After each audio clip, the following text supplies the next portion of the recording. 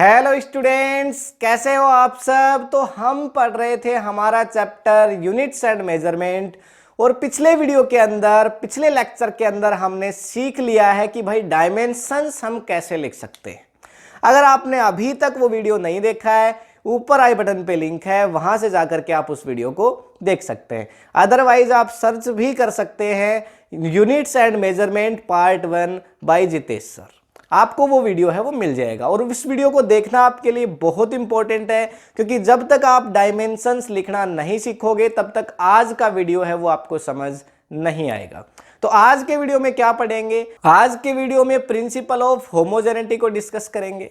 अगर आपके सामने कोई इक्वेशन दे रखी है और इक्वेशंस के अंदर से आपको पूछा गया कि भाई डायमेंशनल वैल्यू निकाल के बताओ, कोई दे दिया ए बी एक्स वाई, किसी की भी डायमेंशनल वैल्यू आपको पूछ रहा है, तो वो हम निकालना सीखेंगे कि भाई कैसे फाइंड आउट कर सकते हैं। और साथ ही जो डायमेंशनल एनालिसिस जो अभी तक हमने किया है, तो उसकी वैल्यू क्या है कि भाई उसकी एप्लीकेशन यानी उसका यूज एक्चुअल में हम करेंगे कहाँ। तो एप्लीकेशंस ऑफ डायमेंशनल एनालिसिस है उसको स्टडी करेंगे, जिसमें दो एप्लीकेशन की बात करेंगे।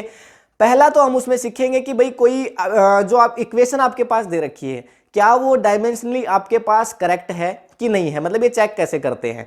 और दूसरा डायमेंशनल एनालिसिस का एप्लीकेशन कि एक यूनिट को दूसरी यूनिट में कन्वर्ट कैसे करते हैं। मतलब अगर यूनिट आपको एसआई यूनिट में दे रखी है तो सीजीएस में उसको आप कैसे कन्वर्ट करोगे। कोई भी मतलब एक यूनिट आपको दे रखी है और दूसरी आपको पद्धति में उसको कन्वर्ट करना है, तो वो आप कैसे करोगे एक सिस्टम से दूसरे सिस्टम में। तो कन्वर्जन ऑफ यूनिट्स की बात करेंगे। तो ये है बेसिक आज का वीडियो। और अगर आप डायरेक्टली जाना चाहते हैं कि भाई मुझे है इतना सब पार्ट सर नहीं देखना है, मैं तो स्पेसिफिक एक पार्ट के लिए आया हूं कि सर एप्लीकेशन ऑफ एनालिसिस ही देखना है मुझे, तो डायमेंशंस का, तो आप नीचे डिस्क्रिप्शन में जाएंगे तो वहां पे आपको बिल्कुल टाइमिंग डाला हुआ मिल जाएगा। आप जैसे टाइमिंग पे क्लिक करेंगे आप स्पेसिफिक उस पार्ट पे, स्पेसिफिक टॉपिक पे पहुंच जाओगे। तो स्टार्ट करते हैं आज का वीडियो। सबसे पहली चीज है हमारी प्रिंसिपल ऑफ होमोजेनिटी। अब ये नाम सुन के लगेगा कि सर पता नहीं क्या चीज होगी प्रिंसिपल ऑफ होमोजेनिटी। देखो कुछ नहीं है, सिंपली आपके पास कोई भी एक इक्वेशन है और इस इक्वेशन में अलग अलग टर्म्स हैं वो हो सकती हैं, और उन सभी टर्म्स की जो डायमेंशन है वो सेम होगी। It means the dimensions of each term of A equation will be same. मतलब यहां पे हमारे पास देखो कोई भी एक इक्वेशन है, जैसे यहां पे ये कोई एक वैल्यू है हमारे पास, मान लेते हैं ये कोई ए वैल्यू है, फिर यहाँ पे प्लस कोई बी वैल्यू है, फिर प्लस कोई सी वैल्यू है, और ऐसे ही यहाँ पे हमारे पास कितनी भी वैल्यू हो सकती है A B C D E F G H, लेकिन इन सभी की जो डायमेंशनल वैल्यू होगी वो सेम होगी एक दूसरे के। मतलब ए की वैल्यू है वो बी के सेम होगी, ए की वैल्यू सी के भी सेम होगी, तो डायमेंशनल वैल्यू इनकी सेम होगी। ये पहली चीज है। बात अगर नहीं समझ में आ रही तो भी कोई बात नहीं, क्योंकि जब हम अभी एग्जांपल्स करेंगे तो इसके बारे में डिटेल में बात करेंगे, तो ऐसा हो ही नहीं सकता कि आपको समझ में नहीं आएगा। और अगर इसी को हम दूसरे वे में बात करें, मतलब सेम ये जो आपका प्रिंसिपल ऑफ होमोजेनिटी है, इसको अगर दूसरे तरीके से हम कहें तो ऐसे भी समझ सकते हैं कि भाई अगर हमें एक फिजिकल क्वांटिटी को ऐड करना है या हमें एक फिजिकल क्वांटिटी को सब्ट्रैक्ट करना है, तो ऐड करना और सब्ट्रैक्ट करना ये दोनों ही चीजें हम सेम फिजिकल क्वांटिटीज के अंदर ही कर सकते हैं। जैसे मान लो एक तो मेरे पास है फोर्स, एक तो मैंने ले लिया देखो फोर्स, तो फोर्स है मेरे पास है 5 न्यूटन, और एक मैंने ले ली वेलोसिटी, एक मैंने क्या ली वेलोसिटी, तो वेलोसिटी मैंने ले ली 5 मीटर पर सेकेंड। अब तुम बोलोगे सर आप तो हमेशा 5 लेते हो, 5 मेरा फेवरेट है तो इसलिए मैं ले लेता हूं। देखो तो यहां पे फोर्स है ये 5 न्यूटन ले लिया और वेलोसिटी है वो 5 न्यूटन ले ली। क्या मैं 5 न्यूटन प्लस 5 मीटर पर सेकेंड इसको ऐड कर सकता हूं, या 5 न्यूटन में से 5 मीटर पर सेकेंड को सब्ट्रैक्ट कर सकता हूं? नहीं कर सकता, जाहिर सी बात है। तो मतलब सेम फिजिकल क्वांटिटीज के बीच ही मैं एडिशन या सब्ट्रैक्ट कर सकता हूं। ये आपका प्रिंसिपल ऑफ होमोजेनिटी के अंदर ही इस बात को हम समझेंगे, और ये बात अच्छे से आपको अभी समझ में आ जाएगी जब हम एग्जांपल्स के बारे में बात कर रहे होंगे। अब काफी सारे क्वेश्चंस को हम देखेंगे जिनमें हम डायमेंशंस को फाइंड आउट करेंगे। मैंने क्या बोला था शुरू में कि भाई प्रिंसिपल ऑफ होमोजेनिटी को समझेंगे, तो ये तो हो गया आपका प्रिंसिपल ऑफ होमोजेनिटी। अब डायमेंशंस, कोई इक्वेशन आपको दे दी जाएगी और कैसे आप इस प्रिंसिपल ऑफ होमोजेनिटी को वहां अप्लाई करेंगे वो आपको क्वेश्चन से समझ में आ जाएगा। तो देखो इसको रफ करते हैं। तो हमें यहां पे क्वेश्चन दे दिया गया है, और क्वेश्चन क्या कहता है, फाइंड द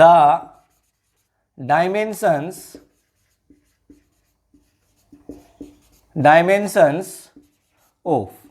अब इसमें काफी सारे क्वेश्चन करेंगे, लेकिन बेसिकली ये हमारा एक क्वेश्चन है, इसके पार्ट्स कर लेंगे बहुत सारे। तो फाइंड द डायमेंशंस ऑफ, ये हमारा क्वेश्चन हो गया है।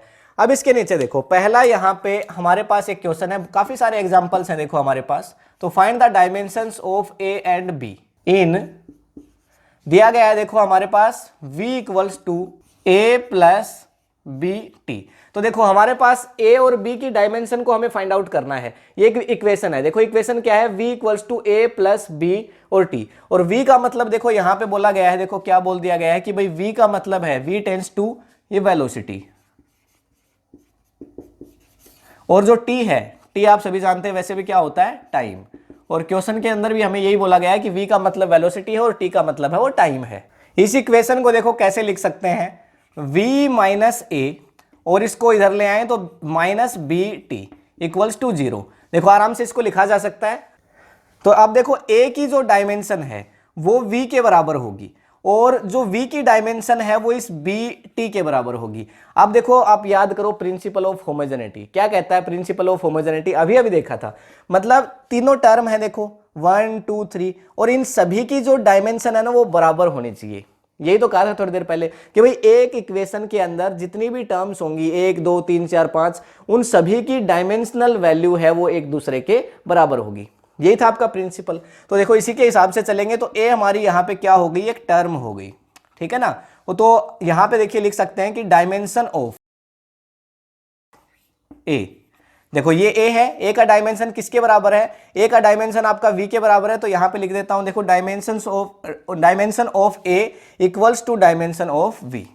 तो डायमेंशन, d का मतलब डायमेंशन समझ लेना, डायमेंशन ऑफ v इसके बराबर होगा। तो देखो जो a है आपके पास, a की वैल्यू तो देखो हमें यहां से पूछा भी गया था, a और b का डायमेंशन हमें निकालना था। तो देखो v है, वो v आपकी क्या दी गई है, वेलोसिटी दी गई है। अच्छा वेलोसिटी का फॉर्मूला क्या होता है, वेलोसिटी की यूनिट क्या होती है, मीटर पर सेकंड होती है। ये बात तो आप जानते हैं भाई, वेलोसिटी आपका मीटर पर सेकंड ये होता है। अच्छा तो इसके लिए देखो क्या लिख सकते हैं, a equals to dimension of a equals to मैं क्या लिखूंगा, v के लिए क्या लिखूंगा, देखो मीटर, मीटर मतलब किसमें है आपका लेंथ में, और अपॉन में क्या आ जाएगा सेकंड, सेकंड किसमें टाइम में। तो मैं इसको ऐसे लिख सकता हूं, देखो l तो 1 हो गया, l1, और t क्या हो गया, t ऊपर जाएगा तो -1। चाहूं तो इसको ऐसे भी लिख सकता हूं, m0 l1 और t -1, ऐसे लिख सकता हूं। ये मेरे पास डायमेंशन होगी किसकी, देखो v की डायमेंशन है, और यही सेम डायमेंशन किसकी होगी, a की होगी। तो a की डायमेंशन आ गई हमारे पास m0 l1 t -1। I hope देखो आप समझ गए होंगे कि a की डायमेंशन को हमने कैसे फाइंड आउट किया। अब देखो b की डायमेंशन, a की तो हमने फाइंड आउट कर ली, b की भी निकालनी है। देखो फिर से हमारा प्रिंसिपल है, तो भाई a है, a का v के बराबर था, और v की डायमेंशन किसके बराबर होगी, bt के बराबर होगी। तो डायमेंशन ऑफ bt, देखो यहां पे इधर लिख रहा हूं, dimension of bt equals to dimension of v। Dimension of v अभी अभी देखो आया हमारे पास, क्या आया है, यही डायमेंशन है m0 l1 t -1। अच्छा b है, b का कोई डायमेंशन होगा क्या, भाई b तो एक कांस्टेंट है तो इसका कोई डायमेंशन होने से रहा, टाइम, टाइम का डायमेंशन होगा आपका। देखो b तो ऐसे कैसे आ जाएगा। अच्छा टाइम का डायमेंशन क्या हो गया, टाइम का डायमेंशन t, ठीक है, टाइम के लिए तो t लिखते हैं। अच्छा इक्वल्स टू, क्योंकि देखो पिछला वीडियो अगर आपने अभी तक नहीं देखा है ना तो ये आपको समझ में नहीं आएगा, मैंने टाइम के लिए t क्यों लिख दिया, यहाँ पे लेंथ के लिए मैंने बेसिकली इसके लिए m क्यों लिख दिया, देखो ये m नोड है, लेंथ के लिए l क्यों लिख दिया, टाइम के लिए t फिर से देखो यहाँ पे लिख रखा है, सेकंड टाइम के लिए t लिखा है। तो ये सब चीजें आपको समझ में नहीं आएंगी, है ना। तो देखो v के लिए मैं सेम ये चीज लिख रहा हूं, तो m0 l1 और t -1। अच्छा अब ये t इधर जा सकता है इसके नीचे, बिल्कुल जा सकता है सर, तो लगा देते हैं देखो t। अच्छा अब ये t की पावर 1 ही तो है, ऊपर जाएगा तो ये -1 पहले से है और -1 एक और हो जाएगी तो -2। तो b का डायमेंशन कितना आ गया मेरे पास, m0 l1 और t -2 आ गया क्या ये। तो देखो एक तो a का पूछा था मेरे से, तो ये मेरे पास a के लिए आंसर हो गया, और फिर मेरे से b का पूछा था तो ये b के लिए आंसर हो गया। ठीक है, देखो कंसेप्ट है ना वो इंपॉर्टेंट है, आप कंसेप्ट समझ गए तो फिर उसके बाद सब कुछ समझ। अब अच्छा m0 को छोड़ के, क्योंकि वैसे तो मैंने m इसलिए लगा दिया क्योंकि मैंने पिछले वीडियो में आपको बताया था कि भाई हम लिखते हैं तो m l t की फॉर्म में इसको लिखते हैं। कंसेप्ट क्या था, ये हमारी एक इक्वेशन थी, इक्वेशन में हमने बोला था प्रिंसिपल जो हमारा क्या कहता है कि भाई 1 2 3 सभी जो टर्म्स हैं, देखो यहाँ पे ये आपकी एक टर्म हो गई a, ठीक है ना। तो इसके लिए इसकी डायमेंशन और इसकी डायमेंशन दोनों को यहाँ पे हमें कंपेयर करना ही पड़ेगा, ठीक है ना, और दोनों की डायमेंशन एक दूसरे के इक्वल ही होंगी, ठीक है। तो ये हमें याद रखना है। अब इसके बाद फिर हम कोई भी क्वेश्चन फिर कर सकते हैं, चाहो तो स्क्रीनशॉट ले सकते हो।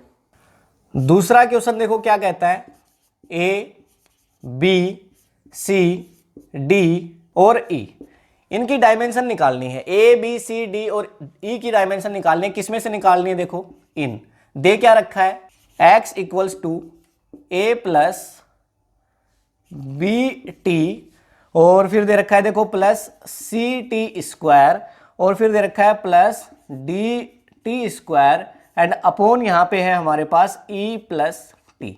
ये हमें वैल्यू गिवन है। अब इसमें से हमें ए बी सी डी और ई इनकी डायमेंशंस को निकालना है। कंसेप्ट बिल्कुल सेम है, बिल्कुल घबराना मत। देखो ये ए है, बी है, सी है, डी है और ई है। एक्स का मतलब देखो हमें बोल रखा है क्या, displacement. X tends to displacement, ऊपर लिख देता हूं देखो थोड़ा, एक्स टेंस टू डिस्प्लेसमेंट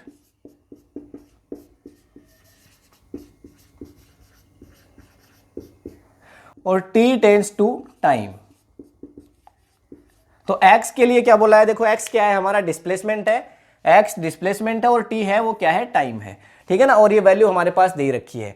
तो इस इक्वेशन को देखो कैसे लिख सकते हो, यहां पे हम इसको लिख सकते हैं x माइनस ए माइनस बी टी, ऐसे लिख सकते हैं ना। देखो x माइनस ए माइनस बी टी, ठीक है, फिर माइनस सी टी स्क्वायर, फिर लिख सकते हैं देखो minus D T square upon में ई प्लस टी और इक्वल्स टू 0 लिख सकते हैं ऐसे। बस मैंने कुछ नहीं किया, x को उधर ले गया, या ऐसे मान लो बाकी सबको उठा के इधर ले आया और उधर बच गया आपका 0। ये मेरी इक्वेशन हो गई।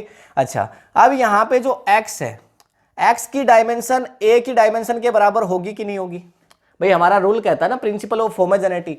तो यहाँ पे इसके लिए मैं क्या लिखूंगा, देखो राइट डाउन करूंगा, डायमेंशन ऑफ x, या फिर ऐसे भी लिख सकता हूं डायमेंशन ऑफ a इक्वल होगी किसके, डायमेंशन ऑफ x, ठीक है। अच्छा, x के लिए मुझे क्या बोल रखा है, देखो क्वेश्चन में x के लिए मुझे बोल रखा है, x है मेरा डिस्प्लेसमेंट, और a के बारे में मुझे बिल्कुल आइडिया नहीं है, ठीक है। तो यहां पे देखो डायमेंशन ऑफ a मेरे पास क्या आ जाएगी, ये आ जाएगी, देखो मेरे पास x है वो डिस्प्लेसमेंट है, और डिस्प्लेसमेंट मतलब डिस्टेंस, मतलब एक डिस्टेंस ये लेंथ होगी ना, तो लेंथ के लिए क्या लिखते हैं, l, तो ये हो जाएगा L1। ये डायमेंशन आ गई मेरे पास। ए की डायमेंशन फाइंड आउट कर चुके हैं। अच्छा, अभी बी की डायमेंशन को फाइंड आउट करना है। तो सभी की बराबर है, तो dimension of B T equals to होगी डायमेंशन ऑफ एक्स। तो देखो यहां पे लिख देता हूं, dimension of B T equal होगी डायमेंशन ऑफ एक्स, ठीक है ना। भाई रूल है हमारे पास, तो ये इसके इक्वल थी, फिर ये इसके भी इक्वल होगी। तो देखो बी टी, अब बी है मुझे उसकी तो फाइंड आउट करनी ही है।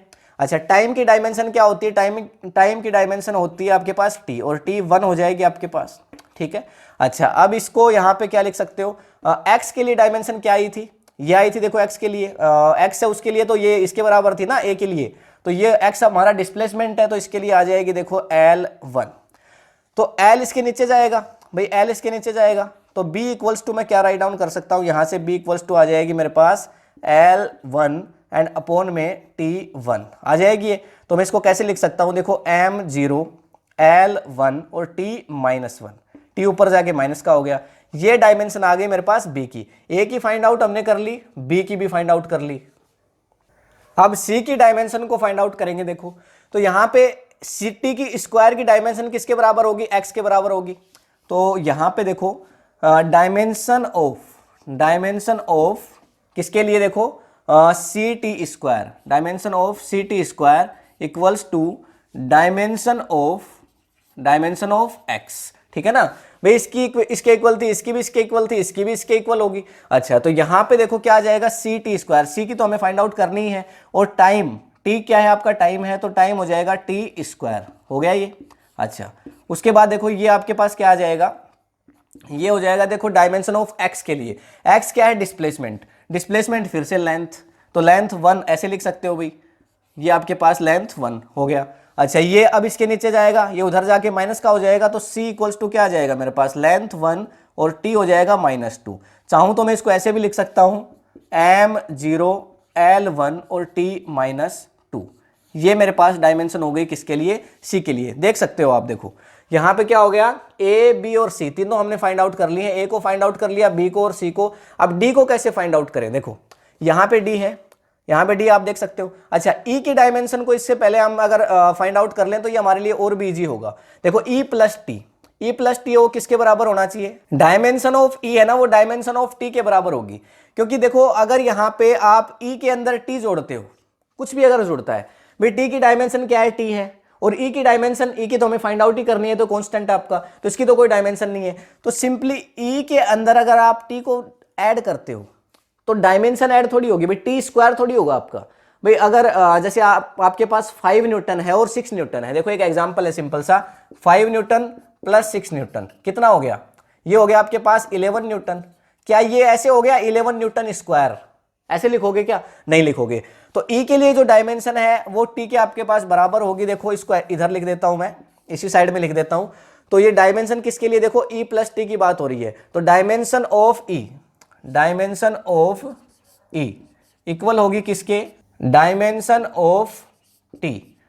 ऑफ टी के बराबर होगी। और टी की डायमेंशन आप जानते ही हो क्या होती है आपके पास, टाइम के लिए टी। तो ये हो जाएगी, इसको चाहूं तो ऐसे भी लिख सकता हूं m0 L0, और ये हो जाएगा t माइनस यानी t1, सॉरी क्या हो जाएगा t1।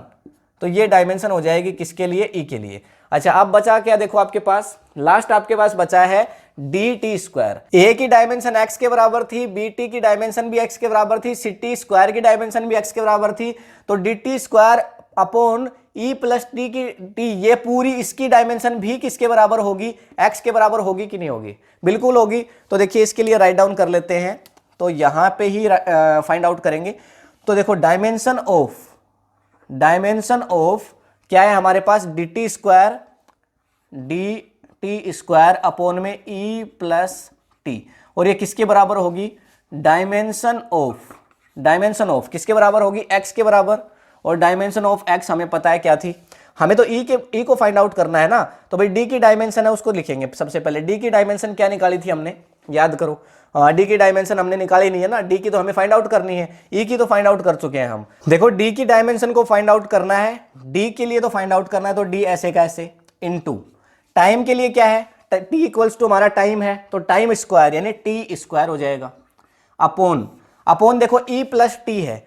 अच्छा, ई की डायमेंशन कितनी थी, ई की डायमेंशन अभी हमने देखी थी, क्या थी, देखो टी, ठीक है ना। ये तो मैंने ऐसे लिख दिया भाई, m0 L0 तो है तो एक टी आपका, तो अपॉन में टी। अच्छा, टी प्लस टी, टाइम के लिए भी टी आएगा, टी प्लस टी कितना होगा, 2t, नहीं, यहां पे कितना होगा आपके पास, डायमेंशन तो आपकी सेम रह जाएगी। देखो 2 है, उसका कोई सेंस नहीं बनता डायमेंशन के लिए, तो ये आ जाएगा आपका अकेला टी, ठीक है भाई। आप 5 न्यूटन प्लस 5 न्यूटन करोगे कितना होगा, 10 न्यूटन, ना कि 10 न्यूटन स्क्वायर, तो स्क्वायर मत कर देना इसको।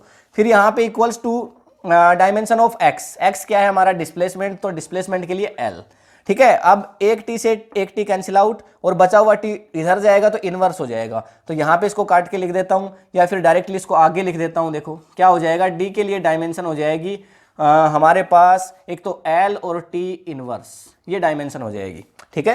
तो चाहो तो स्क्रीनशॉट ले सकते हो। थर्ड क्वेश्चन है, देखो थर्ड इक्वेशन क्या दे रखी है हमें बोला है कि a अपॉन बी की डायमेंशन को फाइंड आउट करो। a अपॉन बी पूछ रहा है, अब दे क्या रखा है, इन इक्वेशन दे रखी है p equals to a minus T square, upon में दे रखा है देखो b x, ये हमें दे रखा है। अच्छा, उसके बाद हमें बोला क्या हुआ है, हमें बोला है कि भाई a अपॉन बी तो हमें पूछा ही है, तो टाइम और x हमें दिया होगा। अच्छा, p इक्वल्स टू हमें दे रखा है प्रेशर, p के लिए बोला है प्रेशर, बोल रहा है कि भाई P है ना वो प्रेशर है। अच्छा, उसके बाद जो T है, T तो आपको पता ही है क्या होगा, टाइम, T है वो क्या होगा, टाइम। फिर बोल रहा है भाई X के लिए बोल रहा है हमारा displacement,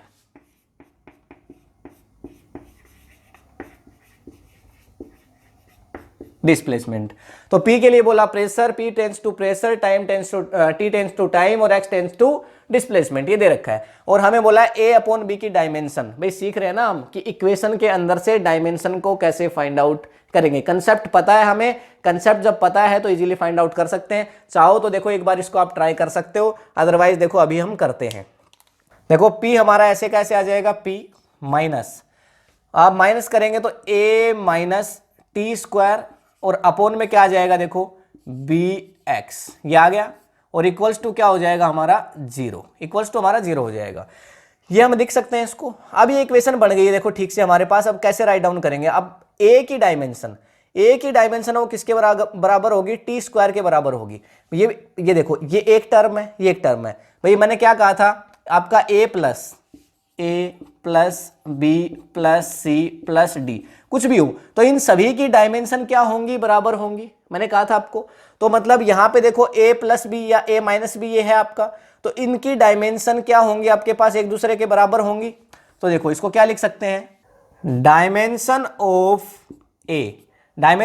A equals to dimension of T square. अच्छा टी के लिए क्या बोला है भाई, टी क्या है हमारा, टाइम है। अच्छा तो देखो ए के लिए ए की डायमेंशन इक्वल हो जाएगी किसके, टाइम के लिए होती है टी, तो ये हो जाएगा टी स्क्वायर, बिल्कुल हो गया। तो ये हमारी ए की डायमेंशन आ गई, ए की डायमेंशन आ गई। अब भाई ए अपॉन बी निकालना है तो पहले ए निकालेंगे फिर बी निकालेंगे, बच्चों वाली बात है। उसके बाद देखो बी की डायमेंशन क्या होगी, तो यहाँ पे बी की डायमेंशन निकालने से पहले मैं निकालूंगा पी की डायमेंशन, ठीक है ना। तो यहाँ पे तभी तो बी की डायमेंशन निकलेगी मेरे पास। तो क्या आ जाएगा देखो A minus T square upon B X. अब देखो ये दोनों, ये और ये दोनों a प्लस, मतलब इसको पूरे को a मान लो, इसको पूरे को b मान लो, तो a minus B equals to zero है भाई। इक्वेशन यही तो है मेरे पास, a minus B equals to zero. इन दोनों की डायमेंशन बराबर होनी चाहिए कि नहीं भाई, प्रिंसिपल ऑफ होमोजेनिटी हम पढ़ चुके हैं। अच्छा देखो तो यहाँ पे क्या हो जाएगा, इसकी डायमेंशन, इसकी जो डायमेंशन है वो यहाँ पे लिख देता हूं, देखो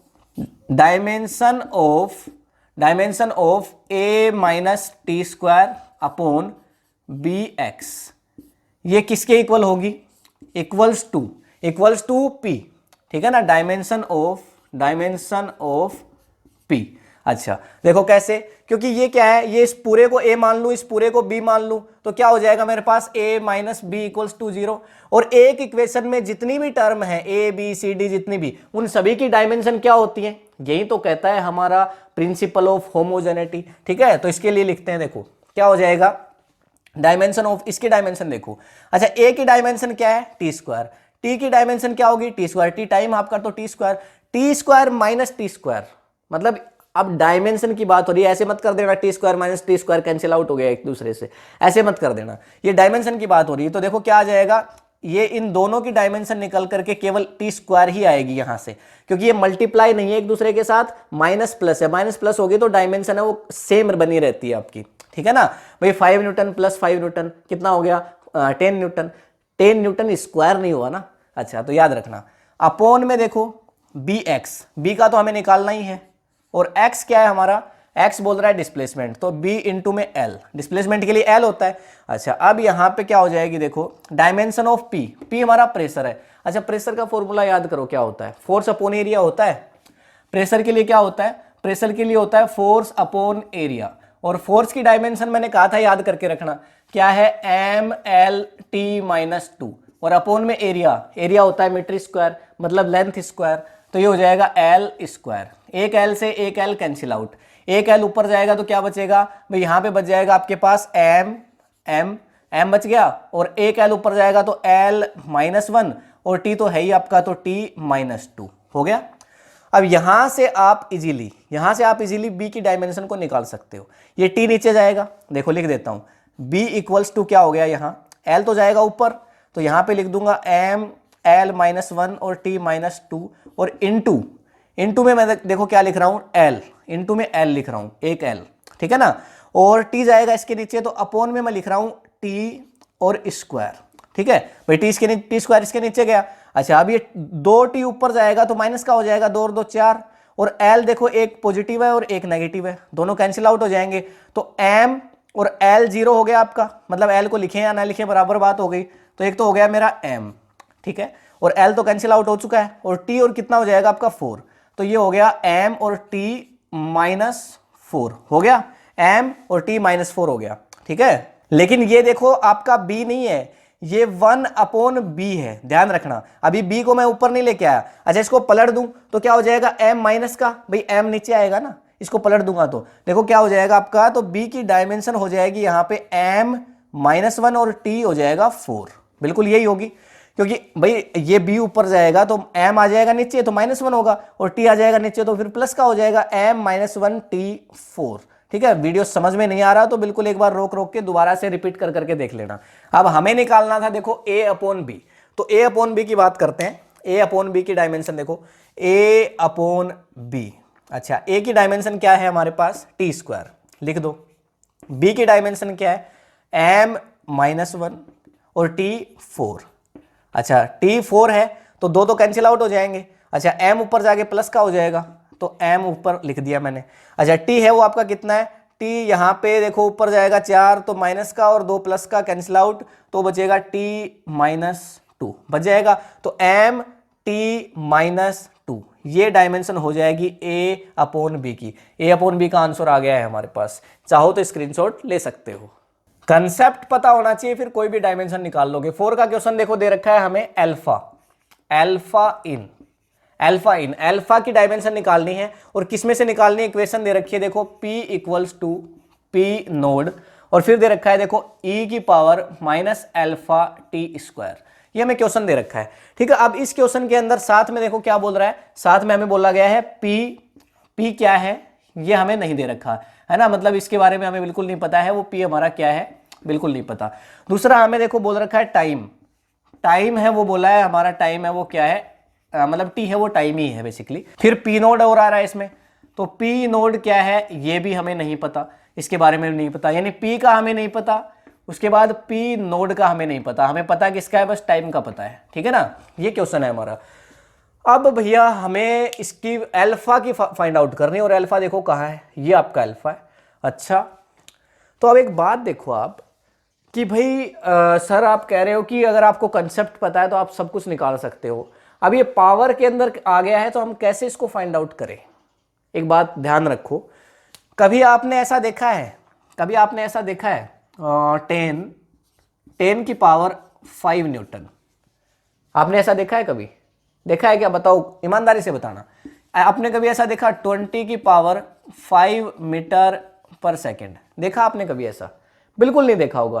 क्या पावर की कभी डायमेंशन हो सकती है, पावर की कभी डायमेंशन हो सकती है, पावर हमेशा कांस्टेंट वैल्यू होती है। ये हो सकता है 20 की पावर 5, ये हो सकता है 10 की पावर 5, ठीक है ना, और फिर से आपने सर 5 लिख दिया, अरे 5 मेरा फेवरेट है इसलिए लिखता हूं, ठीक है ना। तो देखो ये कांस्टेंट पावर हो सकती है, 5 हो सकती है, 10 हो सकती है, 20 हो सकती है, कोई भी हो सकती है पावर, लेकिन कांस्टेंट वैल्यू होगी।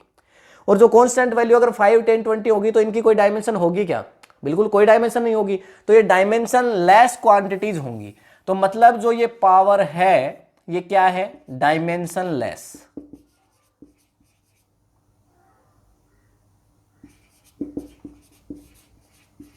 डायमेंशन लेस है, मतलब इस पावर की कोई भी डायमेंशन नहीं है। तो इसका मतलब अल्फा टी स्क्वायर की डायमेंशन क्या हो गई, m0 l0 t0। भाई जिसकी कोई डायमेंशन नहीं होती तो सबके लिए m l t सभी का क्या होता है, 0 होता है। तो मतलब dimension of alpha T square क्या हो गई, m0 l0 t0 हो गई हमारे पास।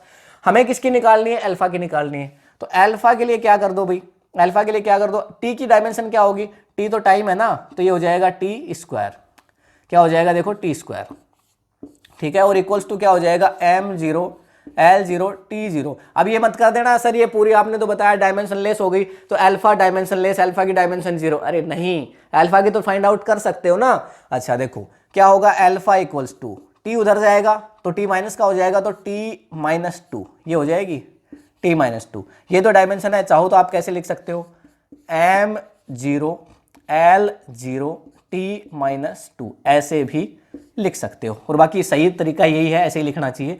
तो ये डायमेंशन हो गई किसकी, अल्फा की, तो स्क्रीनशॉट ले सकते हो। नेक्स्ट क्वेश्चन देखो दे रखा है, बीटा की डायमेंशन को फाइंड आउट करना है। अच्छा इक्वेशन क्या है, बीटा इन इक्वेशन दे रखी है देखो, p = दे रखा है अल्फा अपॉन बीटा, ये दे रखा है। अच्छा फिर बोल रहा है e की पावर है वो आपकी है -α/z, और अपॉन दे रखा है k थीटा, ये दे रखा है क्वेश्चन। अच्छा फिर क्या क्या बोल रहा है, देखो क्या रहा है वो देखना बड़ा जरूरी है। तो देखो p = आपको बोल रहा है प्रेशर, ये बोल रहा है P का मतलब क्या है, प्रेशर है। फिर कह रहा है Z का मतलब है डिस्टेंस, ठीक है ना, Z का मतलब P टेंस टू प्रेशर और Z tends to distance, Z का मतलब डिस्टेंस बोल रहा है। फिर देखो थीटा का मतलब बोल रहा है टेम्परेचर, थीटा का मतलब बोल रहा है टेम्परेचर, टेम्परेचर। K के लिए बोल रहा है बोल्ट्जमैन कांस्टेंट, याद करो पढ़ा था कल हमने, बोल्ट्जमैन कांस्टेंट, बोल्ट्जमैन कांस्टेंट, ये सब चीजें दे रखी है। और क्या बोल रहा है देखो, बीटा की डायमेंशन है ना वो आपसे पूछ रहा है। इसको क्या लिख सकते हैं, इसको देखो लिख सकते हैं, पहले तो P है ना, इसको ऐसे लिखेंगे P माइनस, ऐसे लिखेंगे अल्फा अपॉन बीटा, और E की पावर क्या है माइनस अल्फा जेड, है ना, ये माइनस है तो माइनस अल्फा जेड, और अपोन में लिख सकते हैं के थीटा, ठीक है ना, इसको ऐसे लिख सकते हैं। और इक्वल्स टू लिख सकता हूं 0, ऐसे लिख सकता हूं ना, बताओ कोई दिक्कत है क्या। अच्छा अब एक चीज देखो, देखो यहां पे ये E की पावर है अल्फा जेड के थीटा, है कि नहीं है। और मैंने थोड़ी देर पहले आपको बताया था कि पावर की डायमेंशन हमेशा, पावर एक कांस्टेंट वैल्यू होती है, तो ये भी क्या होगी, डायमेंशन लेस होगी, डायमेंशन लेस वैल्यू होगी। ये क्या इसकी कोई डायमेंशन होगी, डायमेंशन नहीं होगी। तो इसका मतलब देखो हम क्या कह सकते हैं, अल्फा जेड अपोन में के थीटा, इसकी डायमेंशन है वो किसके बराबर होगी, इसकी डायमेंशन है वो क्या हो जाएगी, देखो डायमेंशन ऑफ, यहां पे लिख दूं dimension of alpha Z upon में क्या है, देखो के थीटा, ये है। इसकी डायमेंशन किसके बराबर है, इसकी डायमेंशन है आपकी m0 l0 t0, इसके बराबर, क्योंकि ये एक डायमेंशन लेस क्वांटिटी है। अच्छा यहां पे देखो अल्फा, अल्फा तो चलो ठीक है, अल्फा की डायमेंशन तो निकाल ही सकते हैं यहां से, तो अल्फा जेड की वैल्यू क्या है, जेड बोल रहा है डिस्टेंस, तो क्या आ जाएगा, इनटू में लिख देता हूं l, ठीक है, अपोन के है वो क्या है, के के लिए बोल रहा है बोल्ट्जमैन कांस्टेंट, ठीक है। और बोल्ट्जमैन कांस्टेंट की वैल्यू हमने फाइंड आउट करी थी, बोल्ट्जमैन कांस्टेंट हमारा क्या होता है ml2 t-2 और थीटा -1, ये बोल्ट्जमैन कांस्टेंट की ये डायमेंशन होती है हमारे पास। और पिछले वीडियो के अंदर बता चुके हैं कैसे होती है, बोल्ट्जमैन कांस्टेंट का फॉर्मूला है, उसको राइट डाउन करके इजीली हमने पूरा फाइंड आउट करके बताया है कि भाई इसकी डायमेंशन है वो कैसे होती है। इसीलिए बोल रहा हूँ, पिछला वीडियो नहीं देखा है तो प्लीज सर जाएं और एक बार देख ले, ठीक है। तो अब इसके बाद देखो थीटा, इनटू में थीटा, थीटा के लिए क्या हो जाएगा, थीटा के लिए थीटा, तो ये हो जाएगा थीटा। तो अब देखो थीटा से थीटा कैंसिल आउट हो गया हमारा, ये कैंसिल आउट हो गया। अच्छा ये आपके पास L है, यहाँ पे 2 है और ऊपर 1 है, हमारा एक L कैंसिल आउट हो गया, और T -2 है। अच्छा T ऊपर जाके प्लस का हो जाएगा, ठीक है ना। तो ये यहाँ पे क्या है, देखो m0 l0 t0, यहाँ पे तो ये चल ही रहा है। अच्छा अब अल्फा के लिए क्या आ जाएगा, अल्फा की डायमेंशन है वो देखो क्या आ गई हमारे पास, अल्फा की डायमेंशन की बात करोगे ना तो सर आ गई देखो m ऊपर जाएगा तो यहाँ पे देखो m नीचे है ना, ऊपर जाएगा तो प्लस ही होगा भाई, यहां से ऊपर लाओगे तो क्या माइनस, और फिर से इधर जाएगा तो प्लस, तो ये हो गया हमारा m, ठीक है। अब उसके बाद देखो l, ये एक l यहाँ पे है और l भी हो जाएगा आपका प्लस का, और t देखो कितना है, माइनस का है, तो ये आ जाएगा t -2, भाई क्रॉस मल्टीप्लाई कर दो, सीधा m चला गया, l चला गया और t -2 चला गया, और ये डायमेंशन हो गई किसके लिए, अल्फा के लिए। अल्फा के लिए डायमेंशन आई है अभी हमें निकालने किसकी थी, देखो बीटा की पूछ रहा था, तो बीटा के लिए क्या डायमेंशन होगी, देखो इसकी बात करेंगे। तो डायमेंशन ऑफ पी किसके बराबर होगी, dimension of alpha upon beta के बराबर होगी। तो देखो यहां पे लिख देते हैं डायमेंशन ऑफ पी किसके इक्वल होगी, dimension of alpha upon beta, इसके बराबर होगी। अच्छा तो देखो यहाँ पे डायमेंशन ऑफ पी हमारा क्या है, प्रेशर, और थोड़ी देर पहले अभी मैंने बताया था pressure equals to force upon area, और फोर्स कितना होता है देखो ml-t-2, और एरिया कितना होता है देखो अपॉन में एरिया होता है l² मतलब मीटर स्क्वायर, ठीक है ना। और अब इसके बाद देखो यहाँ पे क्या आ जाएगा, अल्फा के लिए अभी हमने फाइंड आउट करी है ml-t-2, तो ये हमने लिख दिया देखो m और L और T -2 और अपोन में बीटा, ये तो हमें फाइंड आउट ही करनी है सर, ठीक है ना, तो फाइंड आउट करेंगे इसको तो। अच्छा तो यहाँ पे क्या कुछ कैंसिल आउट हो सकता है, अरे पूरा कैंसिल आउट हो गया, देखो ये और ये पूरा कैंसिल आउट हो गया, ठीक है। अच्छा तो फिर क्या बच गया sir, beta equals to L² बच गया, अरे बच गया ना, बिल्कुल बच गया। देखो तो बीटा की डायमेंशन क्या हो गई, बीटा की डायमेंशन हो गई एल स्क्वायर। अरे हो गई कि नहीं हो गई? इसको चाहो तो कैसे लिख सकते हो, इसको चाहो तो लिख सकते हो m0 L2 और T0, ऐसे भी लिख सकते हो। तो ये डायमेंशन हो गई है आपकी बीटा की, चाहो तो स्क्रीनशॉट ले सकते हो। अगला क्वेश्चन लिख देता हूं, देखो आपके सामने क्या पूछ रहा है, देखो डायमेंशन ऑफ y, y पूछ रहा है। y इक्वल्स टू देखो क्या दे रखा है, हमें दे रखा है a साइन और फिर बोल रहा है देखो ओमेगा टी और फिर दे रखा है माइनस के एक्स, ऐसे दे रखा है और यही दे रखा है। फिर y के लिए बोल रहा है, y हमारा क्या है, y के लिए कह रहा है डिस्प्लेसमेंट, y के लिए बोल रहा है डिस्प्लेसमेंट। अच्छा, फिर इसके लिए बोल रहा है, t के लिए बोला time, t tends to time, और x के लिए बोल रहा है डिस्टेंस, x के लिए बोल रहा है डिस्टेंस। ये हमें क्वेश्चन दे रखा है सर, तो हमें डायमेंशन है वो निकालनी है किस किस के लिए, देखो a w and k, a के लिए निकालनी है, w के लिए, w मतलब ओमेगा, ठीक है ना, ऐसे मान लो ओमेगा और k, ठीक है, या w मान लो इसको। तो a w और k के लिए हमें फाइंड आउट करनी है डायमेंशन। कैसे फाइंड आउट करेंगे सर, देखो सबसे पहली चीज तो आप एक चीज देखो, यहाँ पे a साइन थीटा क्या है, ये साइन थीटा ही तो है। तो थीटा, ये जो भी है थीटा आपका, तो मैं इसको ऐसे लिख सकता हूं ना, a sine theta, a sine theta. भाई इसके अंदर जो भी आपके पास वैल्यू हो सकती है, पर होगा तो थीटा ही, भाई 90 डिग्री होगा, 60 डिग्री होगा, 30 डिग्री होगा, कोई भी, लेकिन थीटा की वैल्यू होगी ना कुछ ना कुछ, और थीटा हमेशा होता है कांस्टेंट, ध्यान रखिएगा, ठीक है। तो इसकी डायमेंशन क्या हो जाएगी, फिर से ये जो वैल्यू है डायमेंशन लेस है, ओके, डायमेंशन लेस, ये डायमेंशन लेस वैल्यू है, समझ गए। तो ये आपका पूरा थीटा है और ये डायमेंशन लेस वैल्यू है। कभी भी थीटा के अंदर जो वैल्यू होगी 90, 30, 40, उसकी कोई भी डायमेंशन नहीं होगी, ध्यान रखिएगा। अच्छा, तो ये हो गया। अब देखो a की वैल्यू है, a की डायमेंशन, तो डायमेंशन ऑफ WT, अब यहां पे बात करेंगे डायमेंशन ऑफ WT किसके बराबर होगी, डायमेंशन ऑफ WT क्या हो जाएगी, देखो डायमेंशन ऑफ WT क्या हो जाएगी, m0 L0 T0, dimension less quantity है। अभी देखा तो W की जो डायमेंशन है वो क्या हो जाएगी, यहां से W और इंटू T के लिए होता है हमेशा टाइम, ठीक है, और ये हो जाएगा m0 L0 और T0 हो जाएगी यहां से। अच्छा, तो W की डायमेंशन कैसे निकालोगे, तो डायमेंशन ऑफ W ये आ जाएगी, देखो W क्या आएगी, देखो यहां से ये आ जाएगी आपके पास, T इधर जाएगा तो क्या हो जाएगा माइनस का, तो T-1 ये होगी। W की डायमेंशन आ गई है देखो आपके पास। ठीक इसी तरह से यहां से K की डायमेंशन निकाल लोगे, अरे निकाल लेंगे सर, अब तो आ गया है हमें। देखो डायमेंशन ऑफ KX क्या होगी, M0 L0 T0, यही होगी ना। तो x यहाँ पे क्या दे रखा है, x के लिए बोल रहा है डिस्टेंस, x के लिए क्या बोल रहा है, डिस्टेंस के लिए क्या हो जाएगा, लेंथ L, तो ये हो जाएगा हमारा K इंटू L हो जाएगा, बिल्कुल हो जाएगा।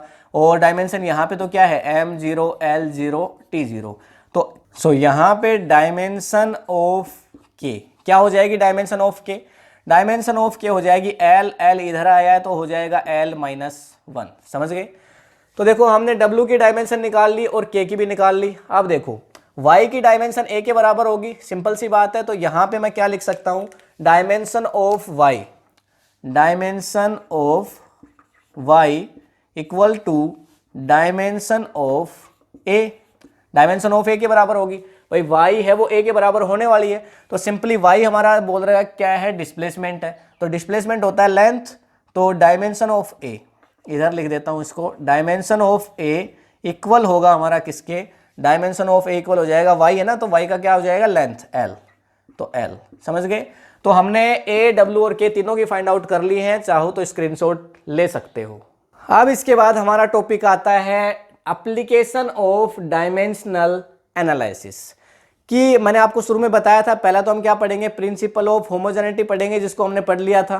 फिर हम इक्वेशंस के अंदर से डायमेंशन फाइंड आउट करना समझेंगे, वो हमने समझ लिया है, काफी सारे एग्जांपल लिए। और नहीं समझ में आया तो आप जो भी आपका कोई क्वेश्चन आप कमेंट में डाल सकते हैं, उसका रिप्लाई मैं कर दूंगा, ठीक है ना, या फिर नेक्स्ट किसी वीडियो के अंदर उसका सॉल्यूशन आपको मिल जाएगा। अच्छा, फिर उसके बाद यहाँ पे आप बारी आती है कि भाई इतना सारा डायमेंशन के बारे में हमने पढ़ा है, डायमेंशनल एनालिसिस हमने किया है, अब इसका यूज कहाँ करें सर, एप्लीकेशन क्या है इसका। तो एप्लीकेशन की बात करेंगे, और एप्लीकेशन करने के लिए सबसे पहली चीज है, मैंने आपको बताया था 2 चीजें हम पढ़ने वाले हैं। पहली चीज हम पढ़ेंगे कि भाई एक इक्वेशन आपके पास है, क्या वो इक्वेशन डायमेंशनली करेक्ट है कि नहीं है, मतलब डायमेंशनली करेक्ट है कि नहीं है। वैसे हमें नहीं मतलब है कि भाई इक्वेशन करेक्ट है कि नहीं है, रोंग है कि राइट है, पर हाँ डायमेंशन के हिसाब से करेक्ट है कि नहीं ये हम पता लगा सकते हैं। ये लिमिटेशन मान लो इसकी, ये लिमिटेशन है, ठीक है ना। इक्वेशन हो सकता है गलत भी हो, पर डायमेंशनली करेक्ट है कि इनकरेक्ट वो हम उससे बता सकते हैं, ठीक है। तो यहां पे राइट डाउन करेंगे checking of correction of an equation. तो भाई कैसे चेक करते हैं, देखो checking of correction of equation, और मैंने पहले ही बता दिया केवल ये चेक कर सकते हो कि भाई डायमेंशनली करेक्ट है कि नहीं है, अदरवाइज और कुछ चेक इससे आप नहीं कर सकते हो। डायमेंशन ऑफ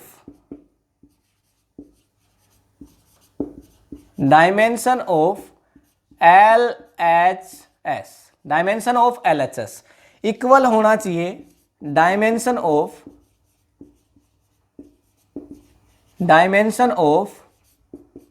RHS के। डायमेंशन ऑफ LHS किसके इक्वल होना चाहिए, डायमेंशन ऑफ RHS के। अगर ये हो जाता है तो फिर आप कह सकते हो वो पर्टिकुलर इक्वेशन आपकी करेक्ट है डायमेंशनली, ऐसा कह सकते हो। देखो एग्जांपल लेते हैं, ये एक एग्जांपल है हमारे पास, पहला एग्जांपल देखो, पहला एग्जांपल हमारे पास आ रहा है, इक्वेशन है S equals to UT plus half AT square. ये पहली इक्वेशन है, इक्वेशन देखी हुई लग रही है। सेकंड इक्वेशन है मोशन की, जरूर पढ़ के आए होगे 9th के अंदर। तो देखो S equals to UT plus half AT square. अब S LHS है और ये बाकी सारा बचा हुआ RHS है। अगर इन दोनों की डायमेंशन अगर एक दूसरे के बराबर आ जाती है तो आप समझिएगा इक्वेशन करेक्ट है, नहीं तो समझिएगा गलत है, ठीक है। तो ऊपर इसकी अपनी लिमिटेशन है, देखो कैसे। LHS की बात करते हैं। LHS के अंदर डायमेंशन क्या होगी, यहां पे डायमेंशन है डिस्प्लेसमेंट, और डिस्प्लेसमेंट की डायमेंशन आप जानते ही हो क्या होती है, लेंथ होती है L, सिंपल। अच्छा, अब यहां पे बात करते हैं RHS की। RHS राइट हैंड साइड, तो देखो राइट हैंड साइड क्या हो गया आपका UT और UT हो गया। और अब देखो ये दोनों प्लस में है, अब वो प्रिंसिपल ऑफ होमोजेनिटी तो याद रखो। तो भाई A प्लस B, तो मतलब A और B दोनों की डायमेंशन एक दूसरे के बराबर होगी, या फिर आप ऐसे समझो कि इसकी डायमेंशन भी इसके बराबर होगी और इसकी डायमेंशन भी इसके बराबर होगी। मतलब RHS में जो है और LHS में जो है सभी की डायमेंशन बराबर होनी चाहिए, इसका यही मतलब है सीधा सीधा। देखो UT की डायमेंशन किसके, S के बराबर होनी चाहिए, ठीक है। तो यहां पे UT की डायमेंशन को फाइंड आउट करते हैं। U तो क्या है आपका, देखो यहां पे U इनिशियल वेलोसिटी है, आप जानते हैं U क्या है, वेलोसिटी। भाई U है वो हमारा क्या है, वेलोसिटी। U है वो वेलोसिटी है। तो वेलोसिटी के लिए क्या आता है आपके पास, मीटर पर सेकेंड यूनिट होती है, तो मीटर लेंथ मतलब लेंथ अपॉन में सेकेंड मतलब टाइम, हो गया। अच्छा टाइम टी आपका क्या है, टी है टाइम, टी के लिए लिख देते हैं यहाँ पे टी क्या है हमारा टाइम। तो इनटू में क्या आ जाएगा, इनटू में आ जाएगा टाइम टी। अच्छा टी से टी कैंसिल आउट हो जाएगा, क्या बचा आपके पास, एल बच गया। अरे बहुत बढ़िया, देखो LHS और RHS इक्वल आ गया। अच्छा अब हाफ AT स्क्वायर के लिए और देख लो, हाफ AT स्क्वायर। अच्छा ए क्या है सर, ए आप सभी जानते हैं क्या है, एक्सलरेशन। ए है आपका एक्सलरेशन। तो ए के लिए क्या होगा, देखो फटाफट बता दो ए के लिए क्या होगा। एक्सलेशन का फॉर्मूला क्या होता है, एक्सलेशन के लिए यूनिट होती है मीटर पर सेकंड स्क्वायर, मीटर अपॉन में सेकंड स्क्वायर। तो मीटर के लिए क्या हो गया, लेंथ, और अपॉन में सेकंड स्क्वायर मतलब टाइम का स्क्वायर, और इनटू में टाइम स्क्वायर है, तो ये मैंने कर दिया इनटू में टाइम स्क्वायर। क्रॉस कर दो, क्या बचा, क्या आ गई डायमेंशन, एल आ गई। बहुत बढ़िया सर। तो देखो ये तीनों डायमेंशन, ये वाली और ये वाली बराबर आ गई एक दूसरे के। और यही कहता है आपका, देखो ये जो एप्लीकेशन है, पहला एप्लीकेशन यही कहता है कि डायमेंशन ऑफ LHS इक्वल होने चाहिए डायमेंशन ऑफ RHS। RHS में जितने भी टर्म्स हैं सभी के, समझ गए ना। तो ये LHS का एक टर्म है और इसकी RHS के UT की टर्म के बराबर भी है और हाफ AT टर्म के बराबर भी है। अच्छा लेकिन अब एक बात बताओ, यहां पे मैं इस हाफ की जगह पे ये कर दूं 5/2, 5/2। तो क्या डायमेंशन यही आएगी सेम? अरे हाफ की तो कोई डायमेंशन होती ही नहीं है ना, कांस्टेंट की क्या डायमेंशन है, तो सेम आ जाएगी। अच्छा यहाँ पे मैं क्या कर दूं, यहाँ पे मैं कर दूं 200, तो क्या यही वैल्यू आ जाएगी? सेम आ जाएगी। इसका मतलब एक बात तो क्लियर है। अच्छा यूटी की जगह मैं 5 UT कर दूं तो भी वही बात आ जाएगी। तो एक बात तो क्लियर है, मतलब ये इक्वेशन सही है कि गलत, ये इक्वेशन सही है कि गलत, इस बात से कोई मतलब नहीं है। हमने क्या लिखा था, checking of correction of an equation, equation को चेक कर रहे हैं ठीक है कि नहीं। इक्वेशन क्या यहाँ पे खाक चेक हो रही है? हुई क्या इक्वेशन चेक? नहीं हुई भाई, केवल डायमेंशनली चेक हुई है कि हाँ ये जो इसकी अपनी लिमिटेशन है, ये डायमेंशनली ही आपकी बता सकती है कि भाई ये इक्वेशन है वो करेक्ट है कि नहीं है। तो चाहो तो स्क्रीनशॉट ले सकते हो। एक और एग्जांपल देखेंगे। दूसरा एग्जांपल है देखो, t equals to 2 pi L/G, और ये मैंने कर दिया इसका स्क्वायर रूट। ठीक है, तो यहां पे क्या क्या है आपको ये तो पता ही होगा। t का मतलब होता है टाइम, लिख देता हूं देखो यहाँ पे, t का मतलब है टाइम, फटाफट लिखते हैं। और उसके बाद ये l का मतलब है लेंथ, l का मतलब क्या है? लेंथ, l हो गया लेंथ। अच्छा g का मतलब क्या है? Acceleration due to gravity. g का मतलब क्या है? ये भी आपने देख रखी होगी ना इक्वेशन, देखो acceleration due to gravity, acceleration due to gravity. तो एक्सेलरेशन ड्यू टू ग्रेविटी ये दे रखा है। अब LHS ये है और RHS आपका ये है। देखो टाइम की डायमेंशन तो आपको पता ही है LHS की क्या होगी, टाइम की डायमेंशन तो यही हो जाएगी आपकी t। अच्छा क्योंकि t बोल रहा है ना टाइम है। अच्छा 2 पाई ये कांस्टेंट है, इसकी कोई डायमेंशन नहीं है। लेंथ की डायमेंशन बताओ क्या है? लेंथ की डायमेंशन L अपॉन G। ये RHS के बारे में बात कर रहा हूँ, LHS की तो हो चुकी है। तो ये हो गई आपके पास G क्या होता है? एक्सेलरेशन ड्यू टू ग्रेविटी, मतलब मीटर पर सेकेंड स्क्वायर। एक्सेलरेशन क्या होता है? मीटर अपॉन में सेकेंड स्क्वायर, ये यूनिट होती है। तो मीटर का मतलब लेंथ, तो यहाँ पे क्या हो जाएगा? लेंथ अपॉन सेकेंड स्क्वायर, मतलब क्या हो जाएगा? टाइम का स्क्वायर, ये हो जाएगा। अच्छा ये ऊपर जाएगा इधर, तो ये ऊपर जाएगा तो देखो क्या हो जाएगा आपके पास, लेंथ से लेंथ तो कट डाउन हो गई, तो ये अच्छा स्क्वायर रूट भी था। ठीक है, तो इसको कैसे लिख सकते हैं? t इक्वल्स टू, तो ये ऊपर जाएगा तो हो जाएगा टाइम स्क्वायर और स्क्वायर रूट। अच्छा बिल्कुल ठीक बात है, बिल्कुल ठीक बात है कि नहीं है? बिल्कुल ठीक बात है। अच्छा time equals to square root करोगे तो क्या आ जाएगा? टाइम आ जाएगा। तो देखो क्या LHS इक्वल आ गया RHS के? बिल्कुल इक्वल आ गया। तो इसका मतलब ये इक्वेशन भी, ये जो इक्वेशन दे रखी है ये भी डायमेंशनली बिल्कुल करेक्ट है। अच्छा यहाँ पे चाहे मैं 5 लिख दूं 2 की जगह, चाहे 10 लिख दूं, कोई मतलब नहीं है। तो इक्वेशन सही हो या गलत, इक्वेशन भाड़ में जाए, इसको कोई मतलब नहीं है। अब मतलब जो डायमेंशनल एनालिसिस है उसके हिसाब से आप बिल्कुल इसको चेक नहीं कर सकते हो, पर डायमेंशनली ठीक है कि नहीं वो आप चेक कर सकते हो। अगेन स्क्रीनशॉट ले सकते हो। तीसरी इक्वेशन देखो क्या दे रखी है आपसे, दे रखा है H इक्वल्स टू आपसे दे रखा है R रो G और अपॉन में दे रखा है देखो 2S कोस थीटा। अच्छा देखो R के लिए दे रखा है, H है वो आपकी दे रखी है हाइट, ये बोल रहा है H है ना वो क्या है? हाइट है। बिल्कुल है सर।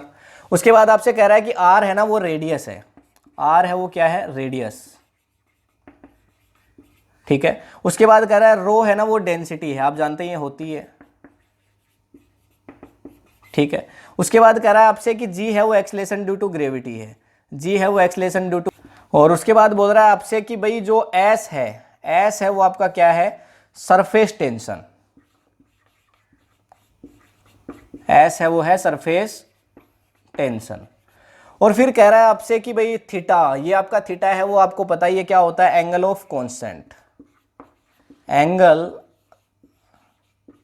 Of constant. ये सारी बातें आपको दे रखी हैं। इक्वेशन देख पा रहे हो आप? अच्छा अब इक्वेशन के अंदर क्या LHS और RHS को आपको देखना है। H आपकी क्या है? देखो हाइट है, हाइट, तो हाइट मतलब लेंथ, कुल मिला के लेंथ ही तो है। तो यहां पे आपका LHS, यहां पे लिख देता हूं LHS आपका क्या हो गया?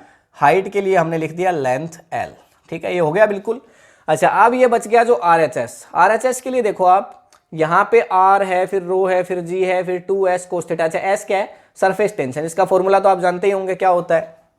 फोर्स अपॉन में लेंथ। ये फॉर्मूला होता है सरफेस टेंशन का, ध्यान रखिएगा, ठीक है ना। S का फॉर्मूला क्या होता है? फोर्स अपॉन में लेंथ। तो ये इसलिए बता दिया क्योंकि फोर्स है ना, वो आपका क्या होता है भाई, फोर्स की जो डायमेंशन है वो हमें पता है MLT-2 अपॉन में L, मतलब लेंथ L हो जाएगा।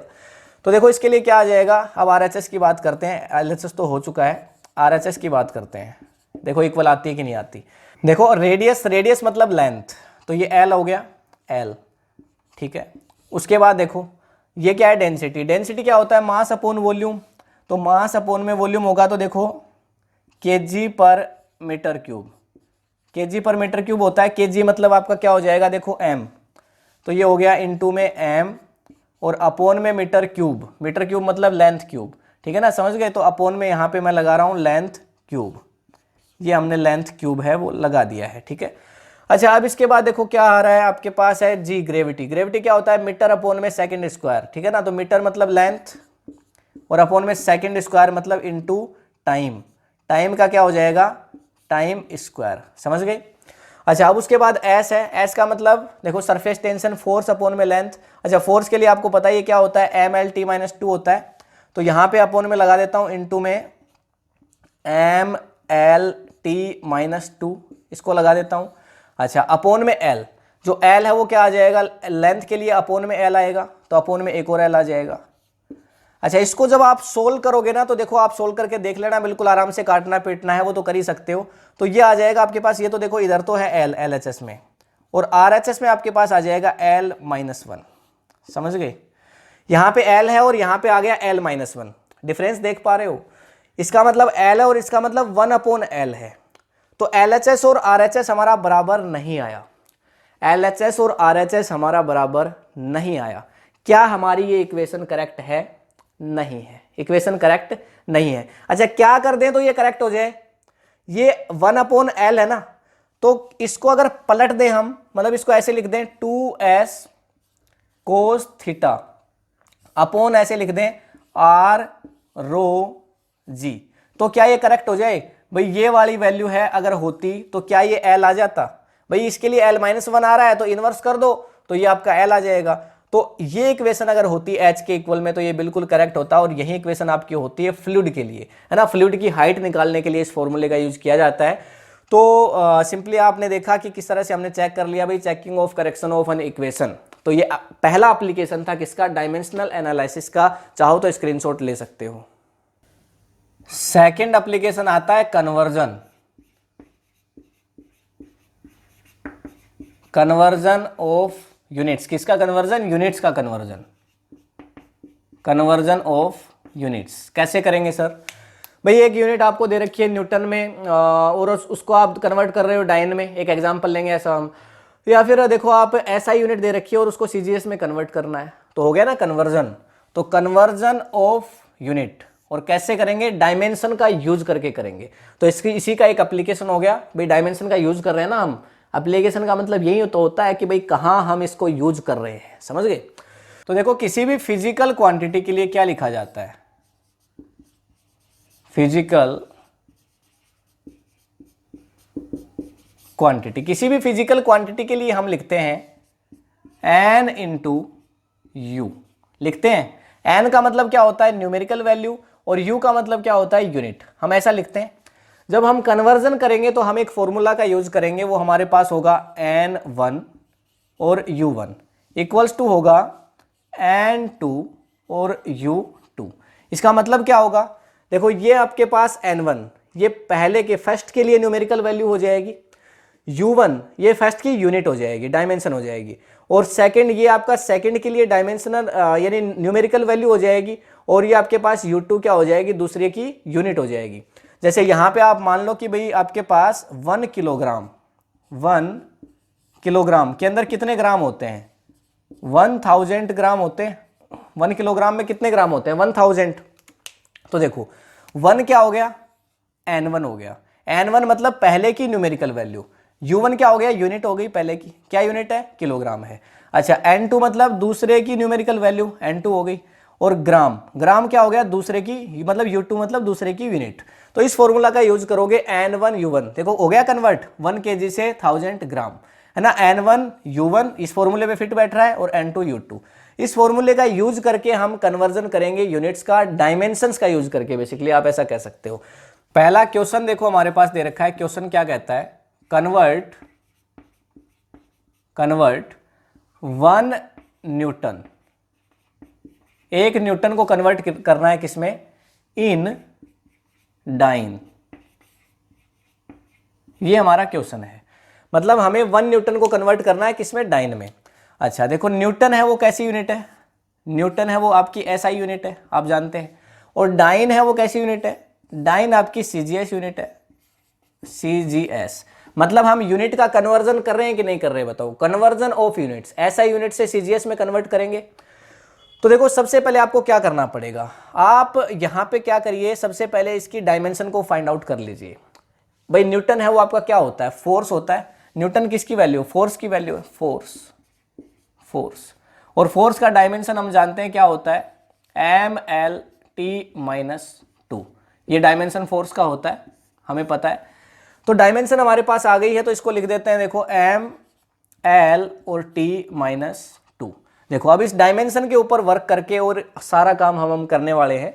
तो देखो इसके लिए लिखेंगे 1 न्यूटन इक्वल्स टू, न्यूटन को लिख सकते हैं, देखो न्यूटन का मतलब होता है किलोग्राम, सबसे पहले केजी इनटू मीटर और अपॉन सेकेंड स्क्वायर। ये लिख सकते हैं ना 1 न्यूटन को, भाई KG into metre upon second square, इसको लिख सकते हैं।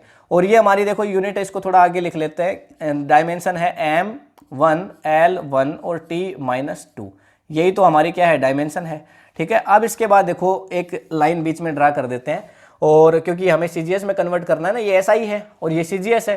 अच्छा डाइन है, कितने डाइन है 1 न्यूटन में हम जानते नहीं है, भाई हमें डाइन निकालना है ना, हमें कितने डाइन है यही तो निकालना है। अच्छा डाइन को हम क्या लिख सकते हैं, SI unit KG into metre पर सेकेंड स्क्वायर होती है, तो सीजीएस में क्या हो जाएगी, केजी का हो जाएगा आपका ग्राम, और मीटर का हो जाएगा सेंटीमीटर, और सेकंड है वो आपका सेकंड ही रहेगा, ठीक है ना। तो इसको कैसे लिख सकते हैं, देखो इसको कैसे लिख सकते हैं, ये हमें कितने हैं ये हमें नहीं पता, ठीक है। ये तो 1 है, यहाँ पे ये 1 है तो ये भी 1 ही है आपका, लेकिन ये कितने हमें नहीं पता। तो देखो किलोग्राम का क्या हो जाएगा, ग्राम, तो ये मैंने कर दिया ग्राम, ये हो गया हमारा ग्राम। फिर इनटू में मीटर, तो इनटू में हो जाएगा सेंटीमीटर, और अपॉन में फिर क्या हो जाएगा, देखो सेकेंड स्क्वायर,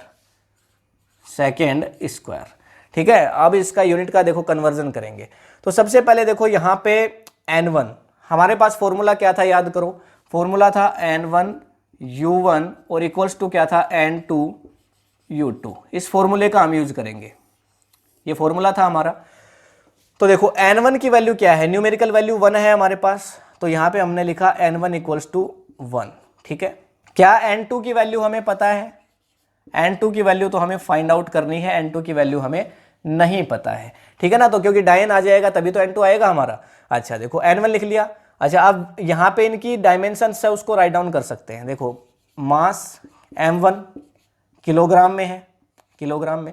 उसके बाद MLT की फॉर्म में लिखते हैं, तो L1 क्या है, मीटर है, देखो यहाँ पे, और ये सेकंड है तो टाइम, T1 को हम क्या ले रहे हैं यहाँ पे, टाइम हो गया, तो मतलब ये हमारा सेकंड में है, तो ये हो गया SEC, सेकंड। ठीक इसी तरह से यहाँ पे राइट डाउन करेंगे, तो ये M1 था तो इसको M2 ले लें। M2 किस में है बताओ, ग्राम में। उसके बाद देखो L1 था तो L2 ले लें, L2 किस में है, सेंटीमीटर में। उसके बाद देखो टाइम T1 था तो T2 ले लें, ये भी किस में होगा, सेकंड में। समझ गए ना, N लिख लिया, N1 हमारा आ गया। अब यूनिट की बारी है, तो देखो U1 इक्वल्स टू क्या लिख सकते हैं, इसके लिए U1 की वैल्यू कितनी आ जाएगी, देखो M1 L1 और T1, ठीक है, इस तरह से आएगी। लेकिन देखो M1, अगर M1 की बात करोगे, L1 और T1 कितना हो जाएगा, -2, क्योंकि सेकंड का देखो स्क्वायर है, ये U1 आ गया। अच्छा यहाँ पे N2 की वैल्यू तो हमारे पास पता नहीं है, पर U2 की वैल्यू तो यहाँ से हम राइट डाउन कर ही सकते हैं। तो देखो U2 की वैल्यू क्या आ जाएगी, U2 की वैल्यू आ जाएगी M2 की कोई पावर है क्या, देखो ग्राम की कोई पावर है नहीं है, M2 फिर टू और टी फिर से आ जाएगा T2 का, ये हो जाएगा -(-2), ये हो जाएगा। तो हमारे पास N1 आ गया, U1 आ गया, N2 आ गया, मतलब N2 निकालना है, और U2 आ गया। तो देखो तीन चीजें हमारे पास हैं, तो क्या यहाँ से हम U2 को इजीली फाइंड आउट कर सकते हैं? तो देखो इसको एक बार मैं रफ करूंगा, तो आप थोड़ा सा इसको एक बार राइट डाउन करके रख सकते हैं, या फिर देखो यहीं पे थोड़ा सा मैं इसको रफ कर रहा हूं और यहीं पे साइड में रखूंगा, तो एक बार आप चाहें तो स्क्रीनशॉट ले सकते हैं। देखिए, तो इसको देखिए थोड़ा सा बस यहां से रफ कर रहा हूं, आप याद रखिएगा यहां से मैंने रफ किया है, ठीक है। तो देखो यहीं पे मैं आपको समझा देता हूं, देखिए क्या होगा अब आगे, देखिए कैसे करने वाले हैं। देखो यहां पे हमने क्या लिखा, फॉर्मूला हमारा ये है, और इसी फॉर्मूला के अकॉर्डिंगली N2 की वैल्यू हमें चाहिए। तो N2 की चाहिए ना वैल्यू, तो N2 इक्वल्स टू क्या रख सकते हैं, N1 और U1, और अपोन में रख सकते हैं U2। बताओ ऐसे रख सकते हैं कि नहीं रख सकते? या इसको चाहूं तो ऐसे भी लिख सकता हूं, देखो N1 को अलग लिख लिया और लिख लिया U1 अपोन में U2, ऐसे लिख सकता हूं। देखो इस तरह से हमने लिख लिया है। अब N2 इक्वल्स टू क्या आएगा हमारे पास, N2 इक्वल्स टू, सबसे पहले तो देखो N1, ठीक है। N1 की वैल्यू वैसे तो 1 है, ठीक है ना, तो इसको राइट डाउन कर सकते हैं, लेकिन देखो U1 अपोन में U2। अच्छा U1 क्या है, U1 M1 L1 T1 का स्क्वायर, M2 L2 T2 का स्क्वायर, ये U2 है। U1 अपोन में U2 करना है ना, तो इसको ऐसे लिख सकते हैं, देखो M1 अपोन M2 कर सकते हैं ऐसे, और इसकी पावर कितनी है, 1 है। उसके बाद देखो L1 अपोन L2, और इसकी पावर 1 है। और फिर देखो टाइम, देखो ये ना आपका T1 अपोन में T2, T1 अपोन T2, और इसकी पावर कितनी है, -2 है। बताओ है कि नहीं है, पावर है ना भाई, मैंने कुछ अलग तो नहीं लिखा, जो है वो कब same to same as it is लिख दिया है। अब देखो N2 इक्वल्स टू N1 की वैल्यू 1 है, मैंने 1 लिख दी।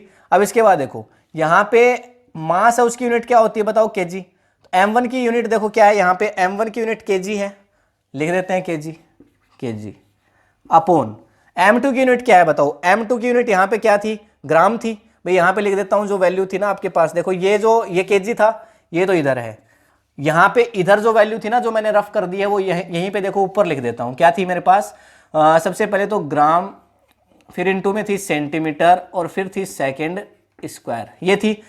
तो M2 की वैल्यू यहाँ पे ग्राम थी, तो यहाँ पे केजी अपोन में मैंने लिख दिया ग्राम। अब देखो L1 इसमें किस में है, मीटर में, तो यहाँ पे मैंने लिख दिया मीटर, और यहाँ पे जो L2 है वो किस में है, L2 देखो L2 किस में था, सेंटीमीटर में, तो ये मैंने लिख दिया सेंटीमीटर। उसके बाद देखो टाइम यहाँ भी सेकंड में था और यहाँ पे भी किस में था, सेकंड में था, और इसकी पावर -2 थी, वो ऐसे कैसे छोड़ दी हमने, ठीक है ना, इतना हो गया। अब देखो इसके बाद सोल्व कर रहे हैं, तो इसके बाद देखिए इसके आगे है ना, मैं सोल्व कर रहा हूं इधर, ठीक है ना, कुछ भी देखो मिटा नहीं रहा हूं, पहले ये लिखा था, फिर ये लिखा, फिर इधर लिखा, ये वैल्यू थोड़ी सी यहां से हटा के मैंने इधर लिख दी है, बस और कुछ नहीं किया है।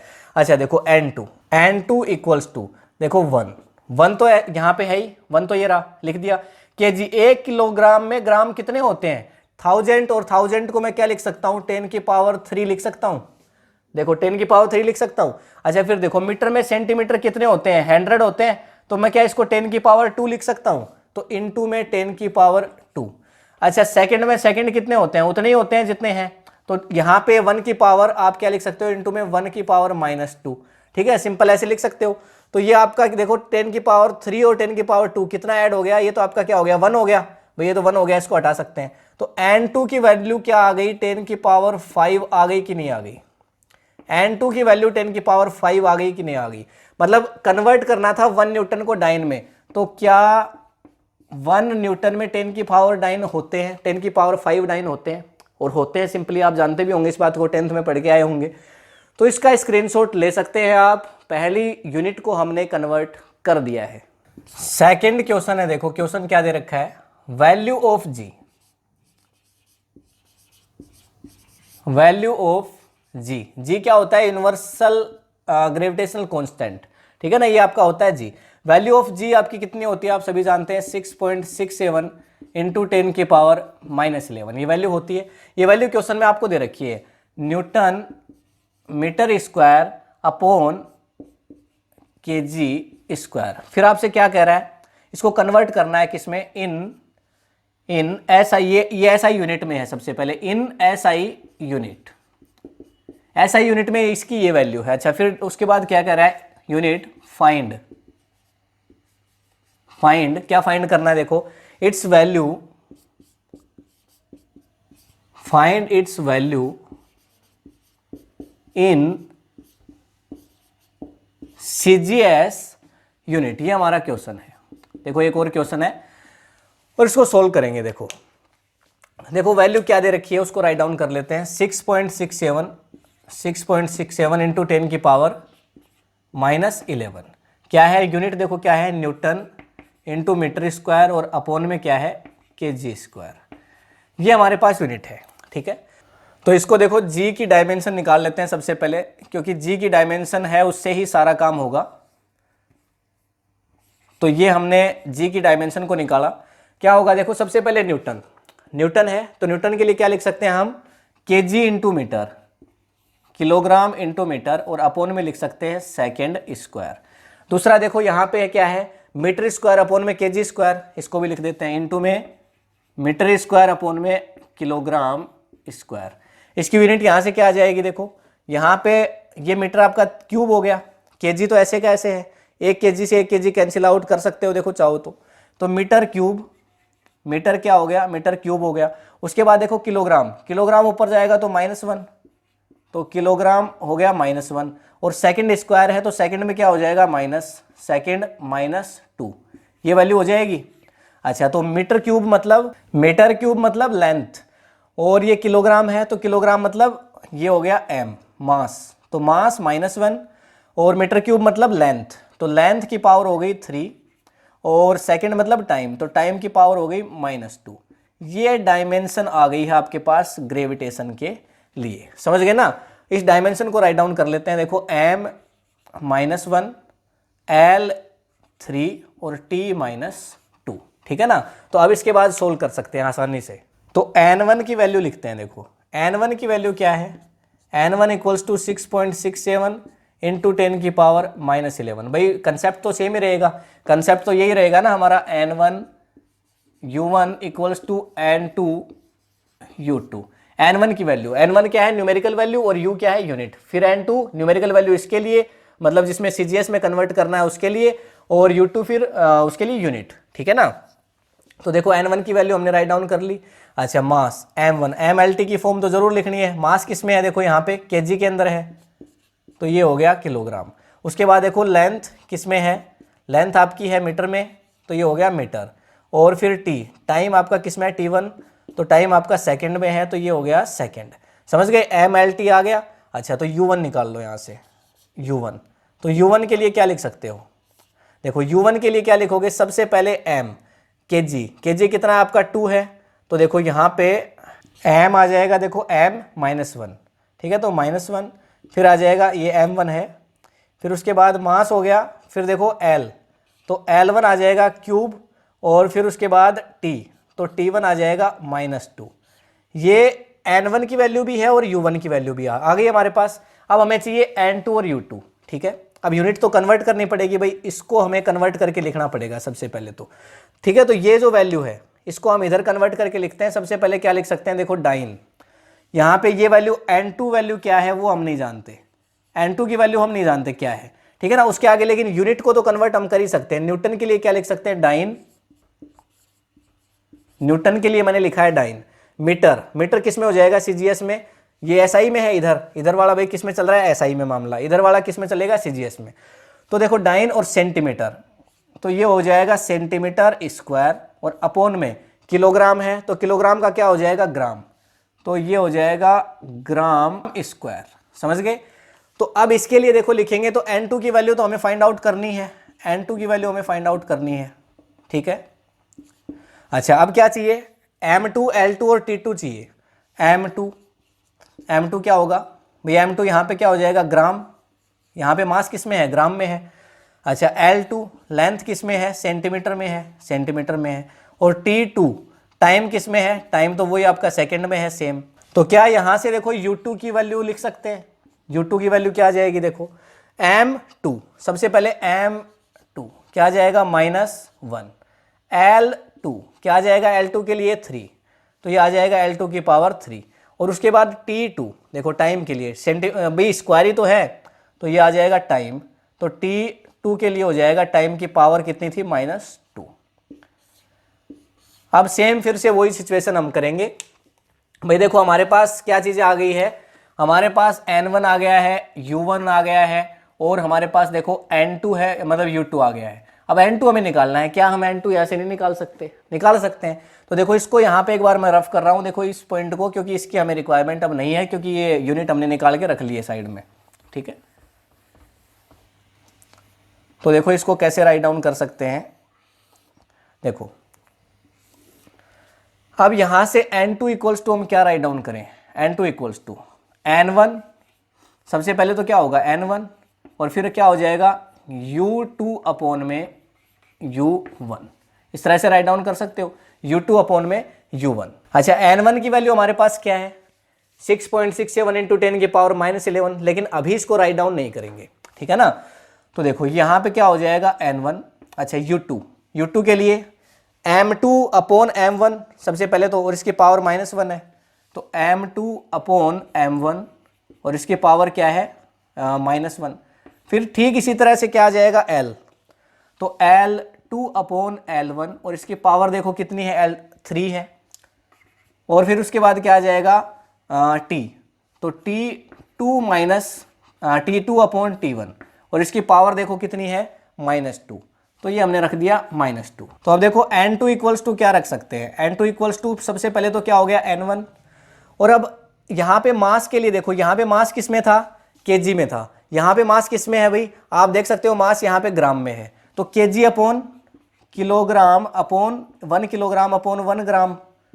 फिर उसके बाद देखो लेंथ यहाँ पे किस में थी, आप देख सकते हैं भाई लेंथ किस में थी, लेंथ यहाँ पे मीटर में थी और यहाँ पे सेंटीमीटर में है, तो यहाँ पे मीटर अपॉन में क्या रख सकते हैं सेंटीमीटर, और इसका देखो इसकी पावर -1 है और इसकी पावर 3 है, और फिर टाइम यहाँ पे भी आपका सेकंड में है और यहाँ पे भी आपका सेकंड में है, तो टाइम क्या हो जाएगा, टाइम की पावर -2। अब देखो क्या लिखेंगे इसको, तो N2 इक्वल्स टू N1 की वैल्यू अब रखेंगे, क्या है 6.67 इंटू 10 की पावर -11, ठीक है। अच्छा अब यहाँ पे किलोग्राम में ग्राम कितने होंगे, 10 की पावर 3 होंगे, और 10 की पावर 3 की पावर -1 है, 10 की पावर 3 की पावर -1 है, तो क्या ये 10 की पावर -3 नहीं हो जाएगा, 10 की पावर -3 हो जाएगा। अब इसके बाद देखो यहाँ पे 1 मीटर में कितने सेंटीमीटर, तो इंटू में हो जाएगा 10 की पावर 6, हो जाएगा 10 की पावर 6, और इंटू में टाइम के लिए क्या हो जाएगा लास्ट में, तो आपका 1 की पावर है, तो ये तो 1 ही बचेगा। तो अब इसको मल्टीप्लाई करने पे आपके पास क्या आ जाएगा, देखो इसको राइट डाउन कर रहा हूं, ये N2 की वैल्यू होगी, तो N2 इक्वल्स टू ये आ जाएगा 6.67 इंटू 10 की पावर -8, समझ गए, 6.67 इंटू 10 की पावर -8, ये CGS में कन्वर्ट कर दिया।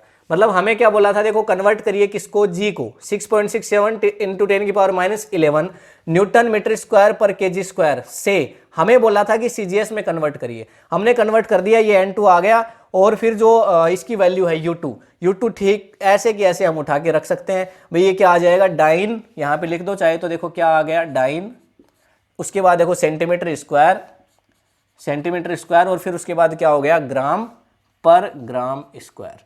ये आपके पास वैल्यू आ चुकी है, चाहो तो स्क्रीनशॉट ले सकते हो। तो सिंपली हमने इसके दो एप्लीकेशन पढ़ लिए हैं। पहला देखो हमने पढ़ा था कि एक इक्वेशन को कैसे चेक करेंगे कि वो डायमेंशनली करेक्ट है कि नहीं है, और दूसरा हमने पढ़ लिया कन्वर्जन ऑफ यूनिट्स। अब नेक्स्ट वीडियो के अंदर हम इसका नेक्स्ट एप्लीकेशन के बारे में स्टडी करेंगे। डायमेंशंस की हेल्प से हम फॉर्मूलेज को क्रिएट भी कर सकते हैं। तो फॉर्मूलाज कैसे क्रिएट करते हैं वो नेक्स्ट वीडियो के अंदर आएगा।